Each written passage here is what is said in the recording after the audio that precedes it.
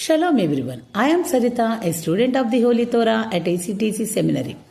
ప్రియ స్నేహితులారా, ఈ వారం తోరా గ్రంథంలో 53వ పర్ష హాజీను అనగా చెవియొగ్గిడి అని అర్థం. సెఫర్ తోరా నందు ఇది 53వ పర్ష. సెఫర్ దేవార్యం లేదా ద్వితీయోపదేశ కాండమునందు ఇది 10వ పర్ష. ఈ పర్ష యొక్క 4వ అలియా వాక్య భాగములు సెఫర్ దేవార్యం లేదా ద్వితీయోపదేశ కాండము 32వ అధ్యాయము 19 నుండి 28 వచనముల వరకు. మోషే తన కావ్యాత్మక గీతాన్ని కొనసాగిస్తూ ఇజ్రాయేల్ యొక్క తిరుగుబాటుకు ఎలోహిం యొక్క ప్రతిస్పందనను వర్ణించాడు.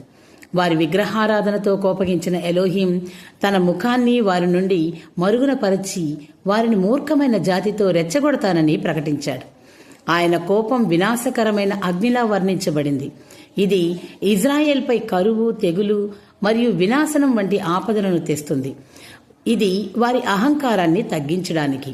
అయినప్పటికీ ఇజ్రాయేలు శత్రువులు ఆయన శక్తిని తప్పుగా అర్థం చేసుకోకుండా ఉండేందుకు ఎలోహిం తన కోపాన్ని నిగ్రహించాడు. ఈ భాగం ఎలోహిం యొక్క న్యాయం మరియు ఇజ్రాయేల్ యొక్క అవిధేయత యొక్క పరిణామాలను నొక్కి చెబుతుంది. ప్రియులారా, ఇలాంటి మరిన్ని తోరా పాఠాలను తెలుసుకున్నటకు మా యూట్యూబ్ ఛానల్ను సబ్స్క్రైబ్ చేయండి.